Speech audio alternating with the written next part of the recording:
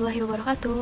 Perkenalkan, nama saya Nadia Andiani. Di sini saya sebagai presentator pertama dan dua rekan teman saya yaitu ada Atika dan Titia. Atika sebagai presentator kedua dan Titia sebagai presentator ketiga. Di sini kami akan mempresentasikan tentang reseptor intraseluler atau reseptor PPR dari kelompok 4. Baik, selanjutnya itu ada reseptor intraseluler. Nah, di reseptor intraseluler ini dialah suatu kelas reseptor yang diaktifkan ligan faktor transkripsi yang akan menghasilkan regulasi ekspresi gen. Nah, di ligan ini dia berikatan dengan reseptor intraseluler yang biasanya memiliki bobot molekul rendah sekitar kurang dari 1000 Dalton. Nah, di ligan ini dia bersifat lipofilik. Contoh ligan yang bereaksi pada reseptor intraseluler ini yaitu ada hormon endogen, vitamin A, vitamin D, dan glukortikoid. Selanjutnya sinyal reseptor intraseluler atau nuklear reseptor dibagi menjadi dua tipe. Yang pertama yaitu ada NR tipe 1 dan NR tipe 2. Reseptor yang tipe 1 ini dia reseptor yang bila berikatan dengan ligan akan menyebabkan disosiasi dari head shock protein, lalu menyebabkan reseptor yang mengalami homodimerisasi transklasi dari sitosol menuju nukleus dan berikatan dengan sekuens spesifik dari DNA yang disebut dengan hormon respon elemen. Selanjutnya yaitu ada NR tipe 2. Untuk NR tipe 2 ini dia dalam jalur transduksi sinyal akan diikat dalam nukleus sebagai heterodimer atau biasanya dengan RXR, lalu akan berikatan dengan DNA. Baik, selanjutnya yaitu ada reseptor PPR. Reseptor PPR ini dia teraktivasi dengan ligan, di mana dia berperan dalam proses sensitasi insulin dan digunakan sebagai target terapi diabetes mellitus dengan reseptor glukosa retransporter 4. Nah, reseptor PPR ini terdiri dari 3 subtipe, yaitu ada A, B, Y. Pada subtipe A itu ada contohnya yaitu eicosanoid leukotriene B4. Pada PPR A banyak terekspresi dengan sel hati, sel otot jantung, sel tubulus proksimal ginjal, dan sel usus. Nah, untuk PPRB ini dia terekspresi dengan sel dan terkadang terekspresi lebih tinggi dari PPRA dan PPRY. Subtipe Y ini dia contohnya prostaglandin J2N. Kemudian, pada signaling reseptor PPR diregulasikan dengan suatu jenis protein yang disebut dengan koaktivator, yang dimana ikatan dengan koaktivator akan mengaktifkan reseptor, sedangkan ikatan dengan koreseptornya akan menurun aktivitas reseptornya. Adapun beberapa protein yang telah teridentifikasi sebagai koaktivator bagi reseptor PPR adalah CREB, yaitu binding protein CVB, P300, steroid reseptor koaktivator atau SRC1, PPR binding protein atau PPB, dan PPRG yaitu koaktivator atau PGC. Mekanisme PPAR. PPAR sendiri merupakan reseptor intraseluler yang berperan dalam faktor transkripsi, di mana reseptor ini kemudian akan diaktifasikan oleh suatu ligan yang dapat menginduksi proliferasi peroksisom di hepar yang merupakan organel yang bekerja dalam oksidasi asam lemak. Untuk mekanisme aktivasi PPAR, dengan adanya ikatan ligan, baik secara alami ataupun sintetik, terjadi di transkripsi gen, di mana hal ini akan menghasilkan efek-efek biologis tertentu. Untuk semua reseptor PPAR berada dalam bentuk dimer atau kompleks dengan suatu protein lainnya oleh suatu jenis protein yang disebut dengan kofaktor, yang terdiri atas suatu koaktivator dan koreseptor. Ikatan ini akan menghasilkan reseptor pada aktivator, sedangkan pada ikatan koreseptor akan menurunkan aktivasi reseptor. Jika PPAR sendiri berikatan dengan ligan, baik secara alami ataupun sintetik, maka reseptor akan menjadi teraktivasi dan mengikat suatu hormon respon elemen yang disebut dengan PPRE atau peroksisom proliferatif respon elemen yang spesifik bagi reseptor tersebut. Setelah kompleks, maka akan berikatan dengan suatu koaktivator. Ia akan aktif mengatur transkripsi gen yang kemudian akan menghasilkan efek-efek biologis tertentu dari transkripsi tersebut. PPAR sendiri terdiri dari 3 subtipe yaitu PPAR alfa, PPAR beta, dan PPARY. Ketiga subtipe ini mekanismenya teraktivasi dengan sama. Yang membedakan adalah ligan, target gen, dan efek biologisnya. Mekanisme PPARA. PPARA ini merupakan reseptor intraseluler yang berperan dalam regulator transkripsi gen yang diaktifkan oleh suatu ligan. PPARA ini banyak diekspresikan di hati, sel otot jantung, sel usus, dan sel tubulus peroksimal ginjal.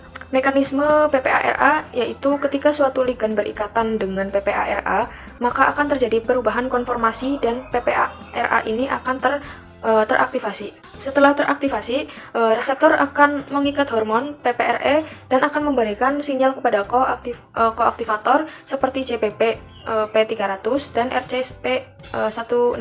PPARA ini dapat digunakan sebagai target aksi obat bagi golongan obat fibrat sebagai golongan obat penurun kolesterol yang menurunkan kadar gliserida, trigliserida, dan LDL moderat. Dan juga akan meningkatkan HDL seperti clofibrat dan juga gemfibrozil. Mekanisme dari pemberian obat golongan fibrat ini sebagai agonis PPAR alfa, ketika fibrat sebagai ligan berikatan dengan alfa, maka akan menurunkan regulasi gen APOC ketiga yang kemudian akan menyebabkan terjadinya peningkatan TG oleh lipoprotein dan lipase.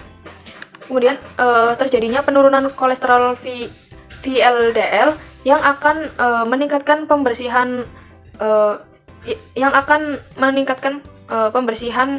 klomikron.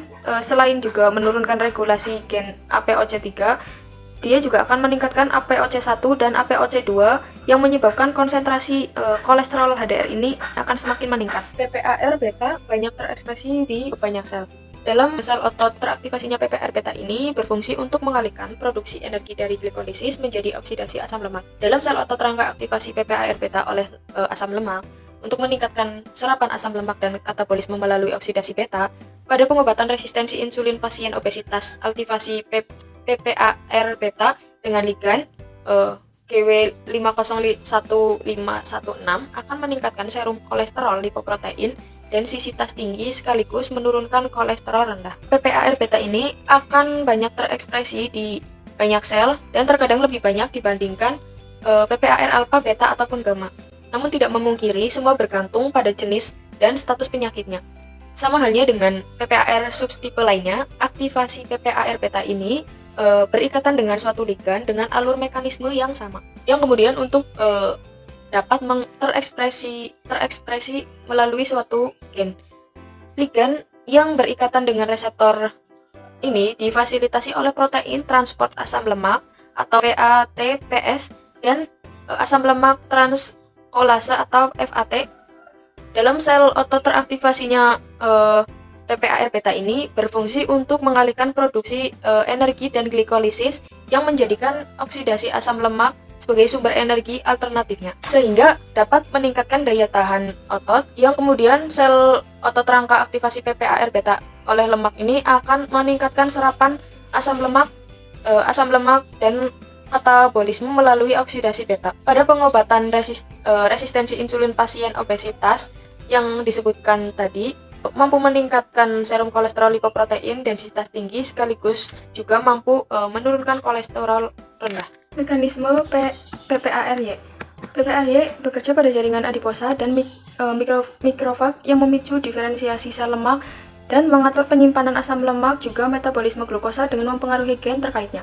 Golongan thiazolidinedion atau TZD merupakan ligan pra-Y yang berpengaruh terhadap ekspresi gen yang meregulasi sintesis protein yang disekresikan oleh sel adiposit. Kemudian teraktivasinya PPARY dapat mendownregulasi resisten. Resisten merupakan faktor resistensi insulin dan juga regulasi adiponektin yang meningkatkan aksi insulin, di mana mekanisme PARY ini dapat meningkatkan sensitivitas insulin yang belum diketahui dengan pasti. Ada beberapa dugaan mengenai mekanisme tersebut. Yang pertama, aktivitas PPARY oleh golongan thiazolidinedion, kemudian yang meningkatkan sintesis sejumlah protein yang juga berperan dalam transduksi sinyal reseptor insulin, yaitu RS1 dan juga subunit P85 P13K yang semuanya diduga berperan dalam meningkatkan aktivitas GLUT4, suatu transporter glukosa. Baik, selanjutnya saya akan membahas mengenai penyakit yang disebabkan oleh reseptor intraseluler dan reseptor PPAR. Salah satu contoh penyakitnya yaitu adalah diabetes mellitus tipe 2. Diabetes mellitus merupakan contoh penyakit metabolik yang ditandai dengan hiperglikemia kronik yang akibat dari kelainan sekresi insulin, kerja insulin, ataupun keduanya. Ada faktor lain yang mempengaruhi diabetes mellitus selain hiperglikemia, yaitu hiperlipidemia. Maksudnya ketika hiperlipidemia sedang meningkat. Untuk diabetes mellitus tipe 2 merupakan penyakit sindrom metabolik yang disebabkan rendahnya sensitivitas jaringan terhadap kerja insulin, sehingga glukosa darah menjadi meningkat. Hubungan diabetes mellitus tipe 2 dengan PPR2, yaitu ketika kondisi hiperglikemia kronis yang disebabkan dari penurunan sensitivitas jaringan terhadap aksi insulin atau resistensi insulin. Nah, resistensi insulin merupakan kondisi insulin di dalam darah tidak mampu memfosforilasi reseptor substrat sel target, sehingga penurunan input glukosa ke dalam sel darah terjadi. Penyebab resistensi insulin salah satunya yaitu adanya mutasi pada PPRY. Resistensi insulin diabetes mellitus tipe 2 diinduksi oleh tingginya lemak yang berpotensi dalam penurunan jumlah mitokondria jaringan adipose. Ketika mitokondria terganggu, maka akan ditandai dengan adanya penurunan ekspresi PPRY koaktivator IA atau PGC-IA. Selanjutnya, peran PPRY dalam mengobati diabetes mellitus tipe 2. Peran pertama yaitu PPRY yang diaktifkan dalam adiposit dapat menjamin sekresi adipoktikonase, yaitu adiponektin dan leptin dengan cara seimbang dan juga memadai. Yang dimaksud dengan adipositokinesis yaitu mediator kerja insulin di dalam jaringan ponifer. Sensitivitas insulin sendiri tergantung pada pengikatan insulin terhadap reseptornya. Peran selanjutnya yaitu PPRY merupakan regulator lipid dan juga metabolisme glukosa. Maka itu molekul sintesisnya seperti glitazon dan turunan dari thiazolidinedion yang contohnya seperti troglitazon, rosiglitazon, dan juga pioglitazon. Obat ini dapat memperbaiki parameter insulin dan glukosa dan juga dapat meningkatkan sensitivitas insulin di seluruh tubuh.